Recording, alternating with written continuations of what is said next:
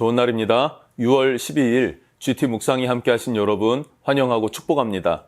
오늘은 욥기 31장 1절에서 23절 말씀으로 욥의 정결함이라는 제목으로 하나님 말씀 나누겠습니다. 본문 말씀 읽어봅니다. 제 31장. 내가 내 눈과 약속하였나니 어찌 처녀에게 주목하랴. 그리하면 위에 계신 하나님께서 내리시는 분깃이 무엇이겠으며 높은 곳에 전능자께서 주시는 기업이 무엇이겠느냐. 불의한 자에게는 환난이 아니겠느냐. 행악자에게는 불행이 아니겠느냐. 그가 내 길을 살피지 아니하시느냐. 내 걸음을 다 세지 아니하시느냐. 만일 내가 허위와 함께 동행하고 내 발이 속임수에 빨랐다면 하나님께서 나를 공평한 저울에 달아보시고 그가 나의 온전함을 아시기를 바라노라. 만일 내 걸음이 길에서 떠났거나 내 마음이 내 눈을 따랐거나 내 손에 더러운 것이 묻었다면 내가 심은 것을 타인이 먹으며 나의 소출이 뿌리째 뽑히기를 바라노라. 만일 내 마음이 여인에게 유혹되어 이웃의 문을 엿보아 문에서 숨어 기다렸다면 내 아내가 타인의 맷돌을 돌리며 타인과 더불어 동침하기를 바라노라. 그것은 참으로 음란한 일이니 재판에 회부할 죄악이요 멸망하도록 사려는 불이니 나의 모든 소출을 뿌리째 뽑기를 바라노라. 만일 남종이나 여종이 나와 더불어 쟁론할 때 내가 그의 권리를 저버렸다면 하나님이 일어나실 때 내가 어떻게 하겠느냐. 하나님이 심판하실 때 내가 무엇이라 대답하겠느냐. 나를 태 속에 만드신 이가 그도 만들지 아니하셨느냐. 우리를 뱃속에 지으신 이가 한 분이 아니시냐. 내가 언제 가난한 자의 소원을 막았거나 과부의 눈으로 하여금 실망하게 하던가. 나만 혼자 내 떡덩이를 먹고 고아에게 그 조각을 먹이지 아니하였던가. 실상은 내가 젊었을 때부터 고아 기르기를 그의 아비처럼 하였으며 내가 어렸을 때부터 과부를 인도하였노라.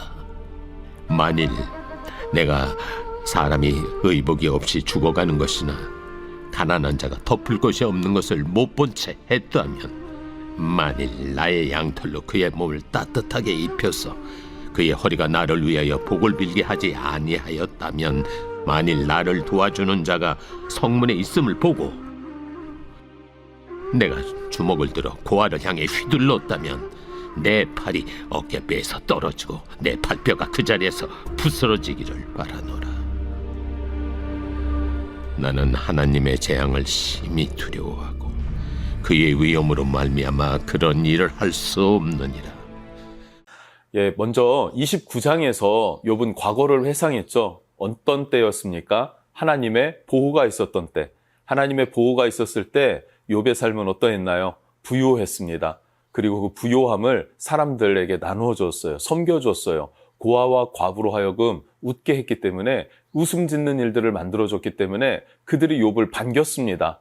이런 욥의 삶을 다른 나이 많은 어른들도 좋아했고 그리고 존중해줬고 또 존경해 주었다라고 했었어요. 그런데 30장에선 뭐라고 고백합니까? 그러나 이제는 이라고 하면서 주변에 많은 사람들, 낮은 자들이라고 불려지는 그들조차도 나를 멸시하고 조롱만 합니다 라고 하면서 한탄하는 내용을 기록했습니다. 그리고 오늘 31장에 뭐라고 말하냐면 그럼에도 불구하고 하나님, 나는 하나님 앞에 의롭게 살아왔고 정직하게 살아왔습니다 라고 고백하고 있는 그런 내용입니다. 한번 말씀을 살펴봅니다. 1절 말씀을 보면 내가 내 눈과 약속하였나니 어찌 처녀에게 주목하랴. 내가 어찌 음욕을 품으랴. 음욕을 품지 않기로 결단했다라고 하는 거예요. 그런데 그것을 뭐라고 표현하냐면 내 눈과 약속하였다라고 표현해요. 눈과 약속했다는 말이 뭘까요? 유대인의 개념에서는요, 눈으로 바라보면 마음이 움직인다라고 믿었었습니다. 일리가 있지 않습니까? 견물생심이라고 보면 거기에 마음이 쏟아지는 거 아니겠습니까? 마찬가지로 유대인의 개념에서도 바라보면 거기에 음욕의 마음이 또 나를 움직이기 때문에 아예 내 눈과 약속하였다, 바라보지 않기를 결단하였다, 이렇게까지 표현할 수 있겠죠. 우리도 마찬가지 아닙니까? 내가 새벽에 기도할 거야 라고 결단했다면 그냥 결단으로 끝나면 결단이 이루어지지 않습니다. 새벽에 기도할 거야 라고 하면은 적어도 2시간 전에 잠드는 내 장치가 있어야 새벽에 일찍 일어날 수 있는 것 아닐까요? 그런 장치까지 마련해 두고 나는 하나님 앞에 음욕을 품지 않았다라는 거예요. 그것을 고백하고 있습니다. 성경을 보면 하와도 선악과를 그냥 따먹은 것이 아니라 성경에 선악을 알게 하는 나무를, 그 나무의 실과를 본즉, 나무의 실과를 본즉, 그리고 마음이 움직여서 따먹게 되죠. 다윗이 밧세바를 취할 때도 마찬가지입니다. 밧세바를 본즉, 음욕이 들어서 그 여인을 취하였고, 그게 다윗 일생에 아주 큰 치명적인 죄가 되었죠. 마찬가지입니다, 여러분. 우리는 바라보는 것, 무엇을 바라보느냐에 따라서 생각하게 된다는 것이죠. 마음이 움직이게 된다는 것이죠. 그래서 우리가 바라보는 것에 복이 있어야 될 줄로 믿습니다. 그런데 욥은 이렇게까지 결단한 이유가 무엇이었냐면 2절을 보니까 그리하면 위에 계신 하나님께서 내리시는 분깃이 무엇이겠으며 높은 곳에 전능자께서 주시는 기업이 무엇이겠느냐.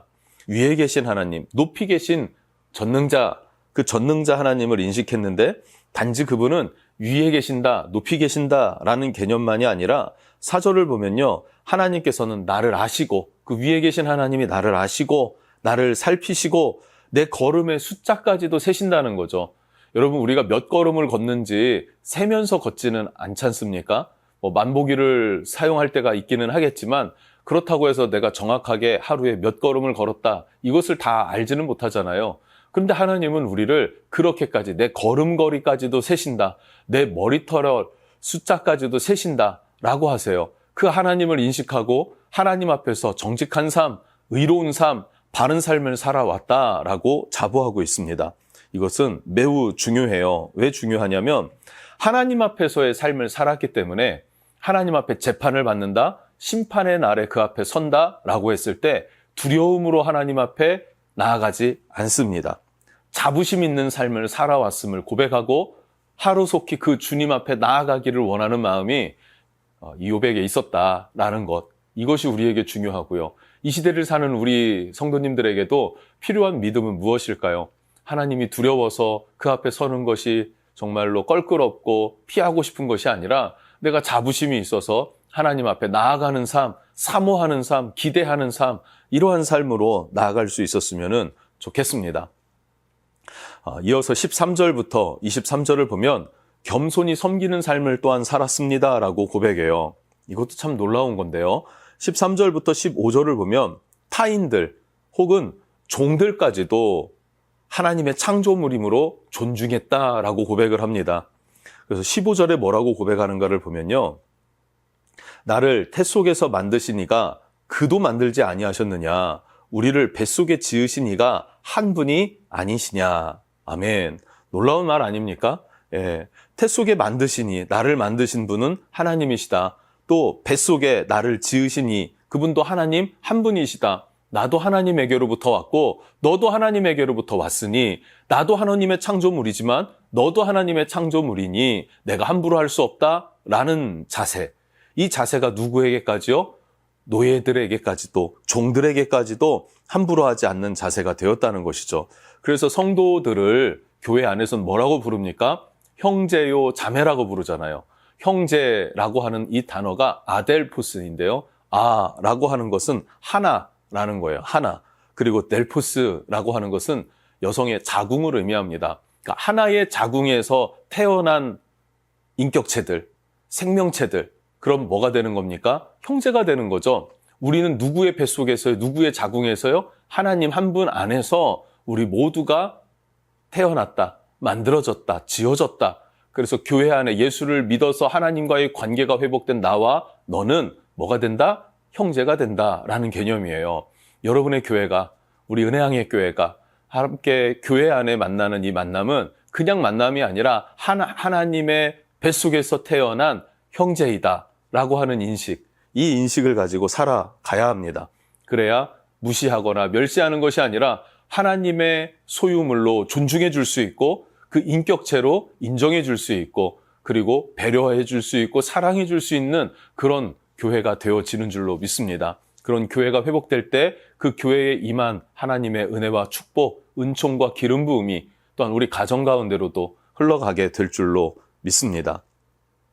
16절부터 마지막 21절까지 말씀을 보면 고아와 과부를 돌보고 그들의 필요를 채워주는 삶을 살았다라고 하는 것까지도 말해주고 있습니다. 이것이 욥의 삶이었다라는 것을 고백하고 있어요. 마지막으로 23절 말씀을 보면 이렇게 고백하고 있습니다. 나는 하나님의 재앙을 심히 두려워하고 그의 위엄으로 말미암아 그런 일을 할 수 없느니라. 오늘 말씀을 보면 욥은 하나님을 경외하는 삶을 살았구나라는 것을 알 수 있어요. 하나님에 대한 깊은 이해가 있었기 때문에 하나님 눈 앞에서 목전에서의 삶을 살았다라고 하는 것이죠. 그래서 옳게 살았고 바르게 살 수 있었고 그리고 사랑을 나누며 베풀며 섬기는 삶을 살았다라는 것을 스스로도 고백하고 있고 또 우리도 욥의 모습을 따라 살아가야 될 줄로 믿습니다. 어떻게 하나님을 이해했는지를 한번 정리할 필요가 있을 것 같은데요. 2절 말씀을 보면 위에 계신 하나님, 높은 곳의 전능자라고 기록하고 있어요. 하나님은 위에 계시고 높은 곳의 전능자시다라는 거예요. 4절, 그가 내 길을 살피고 걸음을 다 세신다. 나를 살피고 내 걸음까지도 세시는 하나님. 6절에서는요. 하나님께서 공평한 저울로 나를 판단하시리라 라는 거예요. 공평하신 하나님이 내 무죄를 아시고 입증해 주실 것이다. 14절, 하나님이 일어나실 때 하나님이 심판하실 것이다 라고 하면서 심판의 주가 되시는 심판의 하나님을 고백하고 있고요. 15절은 나를 태 속에서 만드신 이, 우리를 뱃속에 지으신 이, 우리가 누구로부터 시작이 되었습니까? 하나님으로부터 시작이 된 존재다라는 거예요. 나는 하나님으로부터 기인된 존재다라는 것을 인식했습니다. 그리고 우리 마지막에 읽었던 23절, 하나님의 재앙을 심히 두려워하고, 이 두려워한다라는 것은 무엇이냐면 하나님을 경외한다는 거예요. 무서워서 두려운 것이 아니라 경외함으로 두렵고 떨림으로 하나님의 일을 이루어 나가는 그런 욥의 믿음의 고백입니다. 여러분, 우리가 어떻게 살아가는 것이 옳겠습니까? 우리도 욥과 같이 하나님을 인식하고 하나님 눈 앞에서 하나님이 나를 지켜보신다라고 하는 관점을 가지고 하루하루 말씀 안에 의롭게 옳게 살아가며 그분을 경외하는 삶을 살아가실 수 있기를 주님 이름으로 축복합니다. 기도하겠습니다. 하나님 감사합니다. 우리가 하루하루 살아갈 때 내 마음의 생각으로만 살아가는 것이 아니라 하나님을 인식하고 하나님을 경외하는 삶으로 살아갈 수 있도록 우리의 마음을 붙잡아 주시고 세워주시고 지켜주시옵소서. 아버지의 뜻이 온전히 이루어지게 하옵소서. 예수님의 이름으로 기도합니다. 아멘.